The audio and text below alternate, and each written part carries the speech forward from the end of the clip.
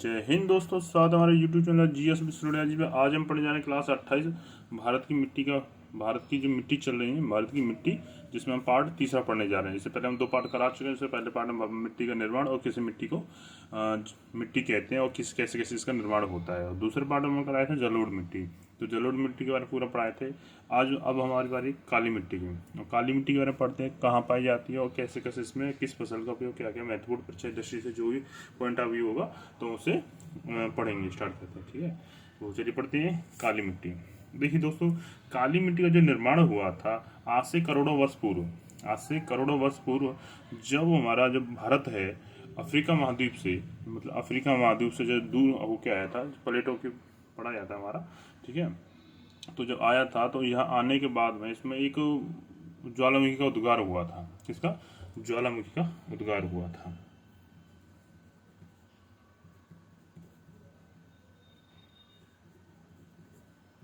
ज्वालामुखी, ठीक है। तो ज्वालामुखी का क्या हुआ था? उद्गार हुआ था। मतलब ज्वालामुखी इसमें फटा था।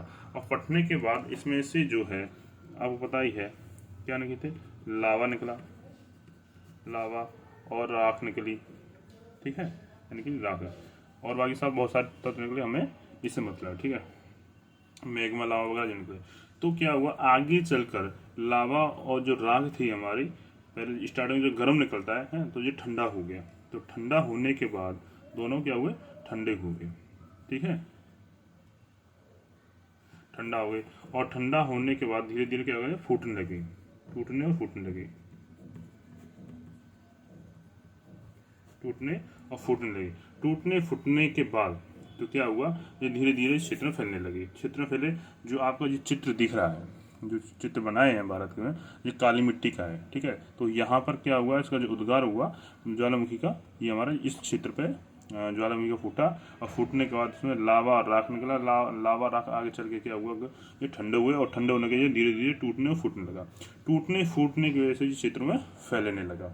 और फैलने के बाद आज ये इस समय पे इतने क्षेत्रफल में जो फैला हुआ है, जिसमें आपका राजस्थान है, मध्य प्रदेश का पूर्वी पश्चिमी भाग है, गुजरात है, और आपका महाराष्ट्र और कर्नाटक का उत्तरी हिस्सा है। तो और काफ़ी सारे जो दिखने वाले पॉइंट जिसको क्या काली मिट्टी के क्षेत्र हैं, ठीक है दोस्तों। तो अभी इसमें देखिए आगे चलते जी क्या हुआ, इसका गठन उद्गार, मतलब काली मिट्टी का निर्माण हो गया। और काली मिट्टी होने का ये जो क्षेत्र पाए जाते हैं, जिसमें कहाँ कहाँ आपका, तो यहाँ आप देख रहे हैं तो क्या है? मालवा पठार है, ये जो ऊपर वाला क्षेत्र है। तो इसका जो विस्तार है, काली मिट्टी का जो विस्तार है वो कहाँ का है? देखिए, मालवा पठार,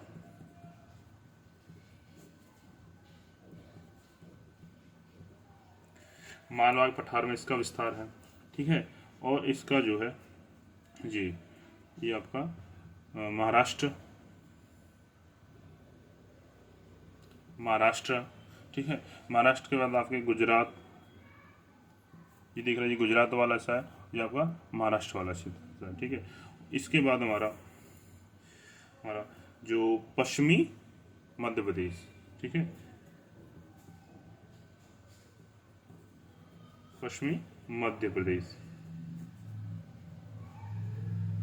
पश्चिम मध्य प्रदेश हो गया, ठीक है। और इसी अगर पठार की दृष्टि से हम पढ़ेंगे तो इसमें क्या आएगा? जो दक्षिण का पार्ट, उत्तरी पश्चिम जो हमारा वो दक्षिण का पठार था, ठीक है, उत्तर पश्चिम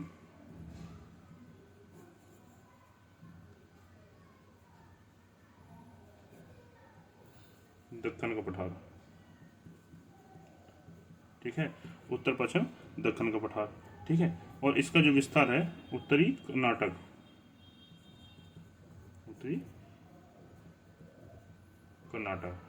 इसका उत्तरी, और कौन सा भाग है? उत्तरी कर्नाटक वाला हिस्सा है, ठीक है, इसका उत्तरी कर्नाटक वाला हिस्सा है।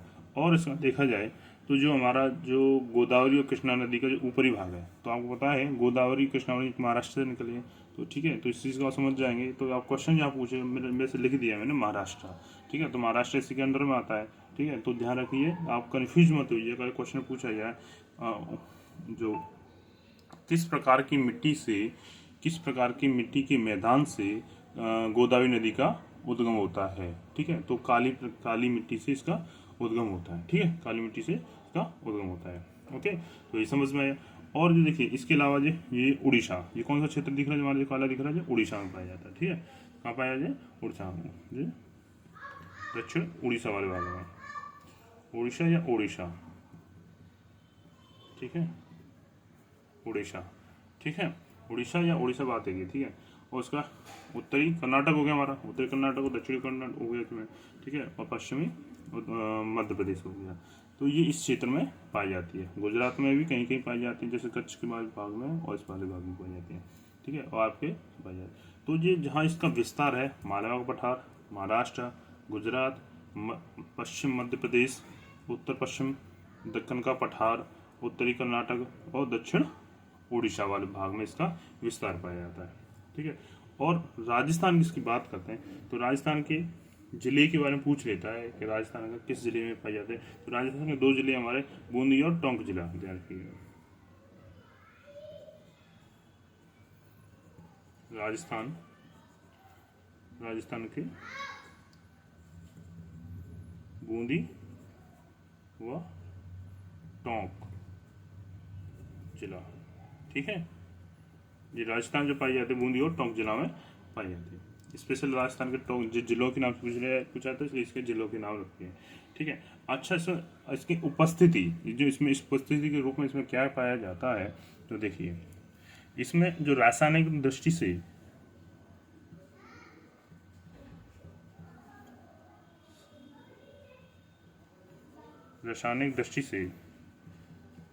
ठीक है, रासायनिक दृष्टि से इसके अंदर देखिए लोहा, चूना, कैल्शियम,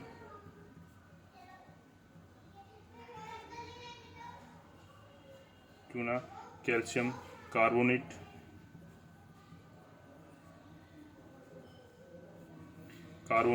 पोटास, एल्यूमिनियम,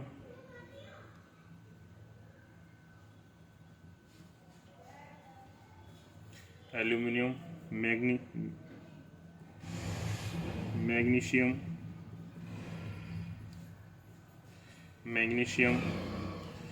कार्बोनेट हो गया ना। तो ये हमारे इसके अंदर प्रचुर मात्रा में पाए जाते हैं, क्या था, प्रचुर मात्रा में पाए जाते हैं, ठीक है। और वहाँ पूछा जाता है कि इसमें काली मिट्टी में कौन कौन से रासायनिक तत्व पाए जाते हैं। तो देखिए लोहा, चूना, calcium, carbonate, potash, aluminium, magnesium, प्रचुर, ये सब क्या है, प्रचुर मात्रा में पाए जाते हैं,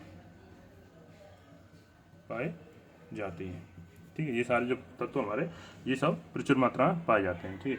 इसके अलावा जो हमारे इसके अलावा जो है ये नाइट्रोजन,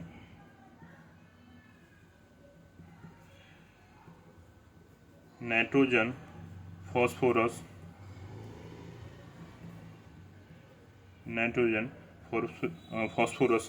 और हमारा ह्यूमस की क्या पाई जाती है, इसमें कमी पाई जाती है, ठीक है, ध्यान रखिए।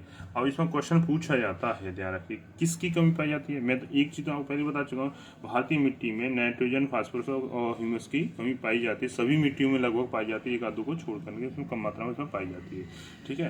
तो ध्यान रखिए, इसमें नाइट्रोजन, फास्फोरस और ह्यूमस की कमी पाई जाती है, लेकिन इसमें लोहा, चूना, calcium, carbonate, potash, aluminium, magnesium प्रचुर मात्रा में पाई जाती है, ठीक है दोस्तों। चलिए आगे चलते हैं, इस मिट्टी की हम खासियत के बारे में करते हैं, इसके अंदर क्या क्या खासियत है। तो देखिए इसके अंदर जो खासियत है, अगर ये मिट्टी गीली हो जाती है, ठीक है, ये मिट्टी जब गीली हो जाती है तो क्या हो जाती है, फूल जाती है, क्या हो जाती है, गीली होने पर क्या होते हैं, फूल जाती है और चिपचिपी भी हो जाती है,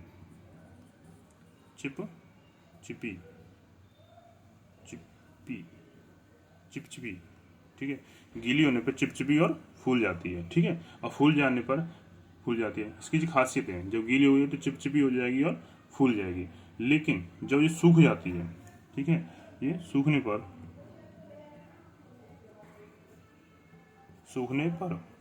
क्या होता है, इसमें क्या होता है, सिकुड़ जाती है। क्या होता है, सिकुड़ जाती है। ठीक है, क्या होती है, सिकुड़ जाती है, और सिकुड़ जाती है, और सिकुड़ जाने पर इसमें क्या पड़ जाती है, दरार हो जाती है। ठीक है,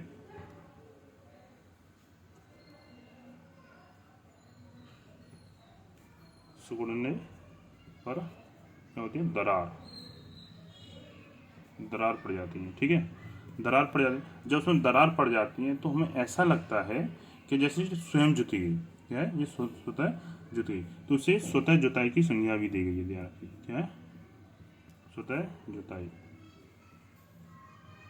पूछा जाता है किस मिट्टी को स्वतः जुताई की वाली मिट्टी कहा जाता है, ये तो कौन सी है, जुताई। अच्छा, जो लोग गांव से हैं उन लोगों को पता हो, तो गांव में जो पोखर वगैरह, तालाब वगैरह जब होते हैं तो उन्होंने देखा हो, जो काली मिट्टी होती है जब वो सूख जाते हैं तो सूखने के बाद उसमें काली काली उसमें दरारें पड़ जाती हैं। क्या होती है, जो दरारें पड़ जाती हैं होते हैं, तो दरार पड़ जाते हैं। तो देखा होगा गाँव में तालाब, और आपके जो पोखर वगैरह बोलते हैं तालाबों को गाँव में, तो उसमें सूखने पर उसके बाद दरार पड़ जाती है, मोटी मोटी दरार पड़ जाती है, जिसे गाँव में कील भी कहती हैं।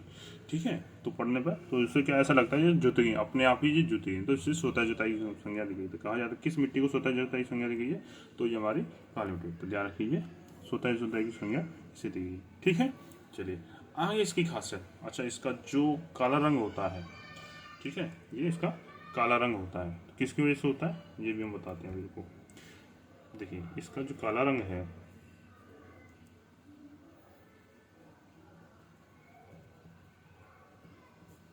इसका काला रंग, इसका जो काला रंग होता है टिटेनी फेरिस से होता है। किससे, टिटेनी फेरस। ठीक है, टिटेनी फेरिस मैग्नेटाइट। पूछा जाता है काली मिट्टी का जो काला रंग होता है किसकी वजह से होता है, ये होता है टिटेनी फेरिस मैग्नेटाइट से होता है। ठीक है, और इसके अंदर जो जो होता है जीवांश भी पाया जाता है। ठीक है, इसके अंदर क्या, जीवांश। ठीक है, एवं जीवांश, जीवांश के कारण इसका क्या होता है, टिटेनी फेरिस जो काला रंग का, इसका काला रंग होता है इसमें। ठीक है, अच्छा आगे देखते हैं। देखिए, इसमें ये बहुत महीन होती है, ये जो मिट्टी होती है, ठीक है, यह जो मिट्टी होती है, यह बहुत महीन होती है। बहुत महीन होती है। ठीक है, बहुत महीन होती है, महीन होती है। जो मिट्टी सबसे महीन होती है उसे क्या कहते हैं, मृतिका कहते हैं। क्या कहते हैं, पहले पढ़ा चुके हैं, ध्यान रखिए। तो मृतिका जो होता है, कलई जिसे बोलते हैं, कलई कहते हैं, मृतिका होती है। ठीक है, तो ये ध्यान रखिए, जो सबसे महीन होती है, तो इसमें कहते हैं जो होती है महीन होती है, तो इसमें कहते हैं जो इसके कण होते हैं बहुत महीन होते हैं, तो इसे लंबे समय तक, तो महीन होने के कारण जो मृतिका होती है इसमें लंबे समय तक, लंबे समय तक क्या होता है, इसमें नमी रहती है। क्या होती है, इसमें लंबे समय तक इसमें नमी रहती है। क्या होती है, नमी रहती है। जब से नमी रहती है इसमें, तो फिर क्या होता है, देखिए ऐसी इस फसल, तो इसमें कौन सी फसल है जिसमें पानी की भी बार बार जरूरत लगाना नहीं पड़ती है, उसमें कपास होता है। कपास में एक या दो, इससे ज़्यादा कोई पानी नहीं लगता है, क्योंकि जो नमी वाली मिट्टी पे होता है। ठीक है, तो ध्यान रखिए। तो इसमें क्या होता है, फसल, जो फसल होती है हमारी, तो कौन सी होती है, कपास पर होता है। ठीक है, ये फसल है कपास के लिए, ये मसल जो है कपास के लिए उचित होती है। ठीक है, इसलिए कपास के लिए उचित होती है।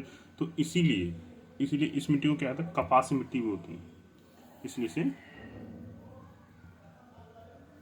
कपासी मिट्टी भी कहते हैं। क्या कहते हैं, कपासी मिट्टी। ठीक है, तो इसे क्या कहते हैं, कपासी मिट्टी भी कहते हैं। ध्यान रखिए। तो ये हमारी काली मिट्टी हो गई। जो परीक्षा की दृष्टि से इसमें जो क्वेश्चन पूछे जाते हैं वो सारे हमें काली मिट्टी के संबंध में किए। ध्यान रखिए। ठीक है, तो काली मिट्टी। ठीक है दोस्तों, ये समझ में आए, क्लियर हो गए। चलिए और देखिए जितने भी प्रश्न होंगे टॉप पूरा जो चैप्टर भूगोल खत्म होने के बाद में पूरा, तो मैं इसके सभी के टॉपिक वाइज क्वेश्चन आंसर भी दूंगा। लेकिन फिलहाल में टाइम की थोड़ी सी कमी है क्योंकि जॉब भी करनी होती है और फिर ये स्टडी भी करनी होती है, तो इस वजह से ठीक है। तो चलिए अब अगली मिट्टी पढ़ते हैं। अगली मिट्टी पढ़ते हैं लाल पीली हम। ठीक है दोस्तों, कौन सी? लाल और पीली मिट्टी।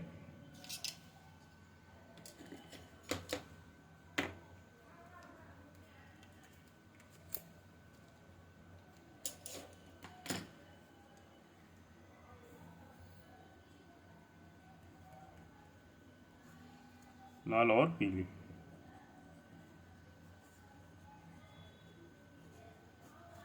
मिट्टी।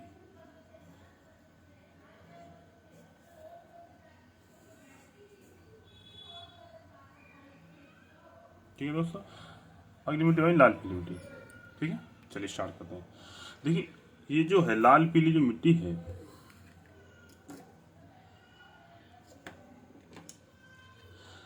ये जलवायु परिवर्तन से होती है। किससे थे? जलवायु परिवर्तन। जो जल होता है उसमें जो मिट्टी होती है उसमें जो परिवर्तन होते हैं जिसे उसे बोलते हैं जलवायु परिवर्तन। जलवायिक परिवर्तन। ठीक है, जो परिवर्तन घटना घटती है, जैसे नदी के द्वारा जो पानी आता है ऊपर नीचे करके, और उसमें कभी ये मिट्टी वो मिट्टी बाढ़ आ जाते हैं, तो उससे सारे सब होते हैं। ठीक है, ये कैसी मिट्टी होती है? ये रवेदार, ये रवेदार होती है। और जो हमारी जो पर्वत श्रेणी जो पर्वत होती हैं अभी चट्टान होती हैं, जैसे रवेदार चट्टान होती हैं, जैसे कायांतर शैल होती हैं, उनके विघटन होते हैं। ठीक है, रवेदार और कायांतरित।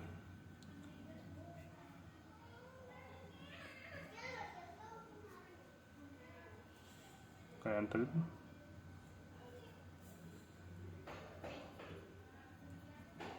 शैलों के विघटन से।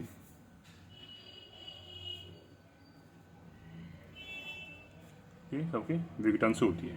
ठीक है, इसका विघटन से होती है, इसका उत्पादन होता है। क्या होता है? निर्माण होता है विघटन से। रासायनिक तत्व की इसमें बात करते हैं तो इसके अंदर रासायनिक तत्वों में इसका लोहा एवं सिलिका का इसमें क्या होती है? प्रधान होती है। इसमें प्रचुर मात्रा में लोहा और सिलिका पाए जाते हैं। ठीक है, इसका जो लाल रंग होता है आयरन ऑक्साइड के कारण होता है, और इसका जो पीला रंग होता है, इसका जो पीला रंग है, लाल रंग आयरन ऑक्साइड के कारण, और जिसका पीला रंग जल में दिखाई देता है। जल में यह पीला दिखता है, पीला रंग जल में दिखाई देता है, दिखता है, इसे लाल पीली कहते हैं। ठीक है, इसका पीला रंग जो जल में दिखाई देता है। ठीक है, और इसका विस्तार देखते हैं। देखिए दोस्तों, इसका विस्तार के बारे में जब बात करते हैं तो इसका विस्तार जो है उन्हें बना लिया है अभी। देखिए जो रेड और मतलब लाल और पीली में जहाँ रंग की मिट्टी है वो मैंने स्थान बना दिया है। तो लाल पीली कहाँ पाई है विस्तार में? ये दक्कन का पठार में। जो दक्कन का पठार वाला जो एरिया है तो इसमें देखिए दक्कन पठार का पूर्वी भाग और दक्षिणी भाग, दक्षिण पठार का पूर्वी और पश्चिम दक्षिणी भाग है। ठीक है, पूर्वी और दक्षिणी भाग है। गंगा का जो मैदान है, जो गंगा का ये मैदान है, तो इसका जो दक्षिणी हिस्सा है, जो इसका दक्षिणी हिस्सा है गंगा का दक्षिणी हिस्सा, ये भी इसके अंदर। ठीक है, इसके अलावा यहाँ पे देखो ये झारखंड आता है। ठीक है, झारखंड है, छत्तीसगढ़ है, आपका पूर्वी मध्य प्रदेश है, पूर्वी मध्य प्रदेश है, और आपका पश्चिम बंगाल है, उड़ीसा है। ठीक है, उड़ीसा के बाद आपका ये आ तेलंगाना भी आता है। ठीक है, तेलंगाना भी आता है।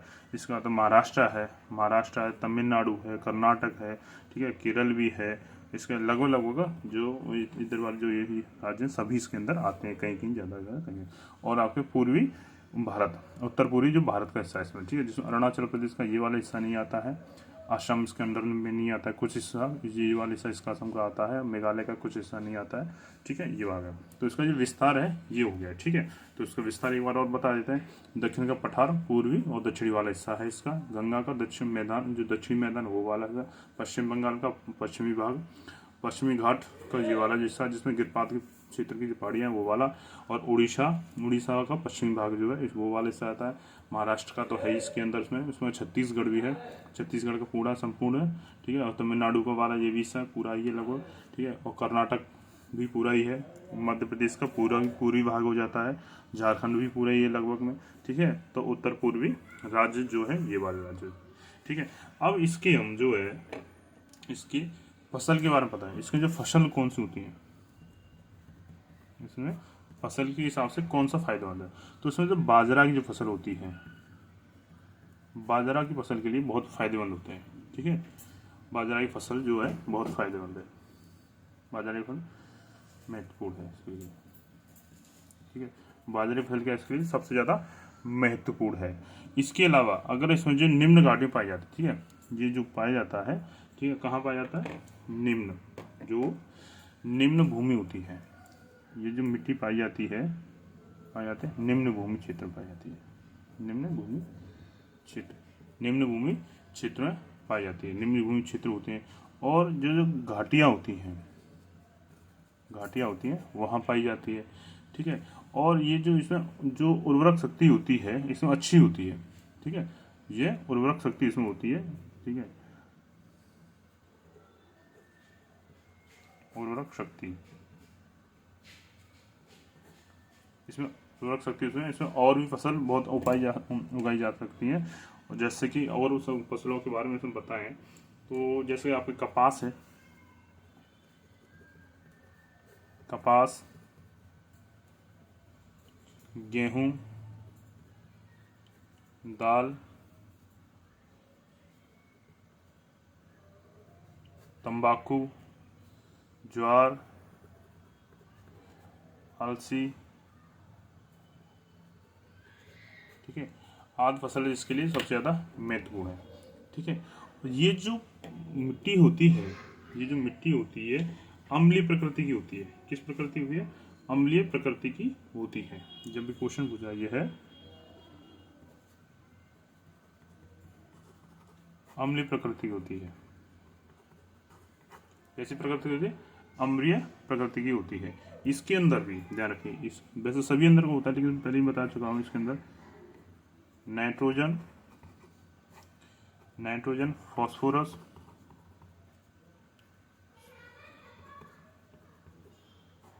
फास्फोरस और ह्यूमस की कमी पाई जाती है। क्या होती है, कमी पाई जाती है। ध्यान रखिए, नाइट्रोजन, फास्फोरस उसमें कमी होती है, ये अम्लीय प्रकृति की होती है।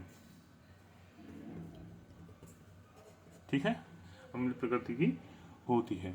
ठीक है, तो ये इसके अंदर महत्वपूर्ण पॉइंट थे जो परीक्षा दृष्टि में पूछे जाते हैं। ठीक है दोस्तों, तो ठीक है दोस्तों, आज के लिए इतना ही। मिलती है नेक्स्ट वीडियो में नई मिट्टियों के साथ में। और जिसके भी समझ में कोई भी मिट्टी समझ में नहीं आए तो कमेंट बॉक्स में जाकर नहीं है कमेंट करें और उसका हम जवाब देंगे। ठीक है, और भी कोई बात कहना चाहता है, मतलब कोई क्वेश्चन हो किसी प्रकार का तो कमेंट बॉक्स में जाकर बोले। ठीक है, तो आज के लिए इतना ही। मिलते हैं नेक्स्ट वीडियो। जय हिंद दोस्तों।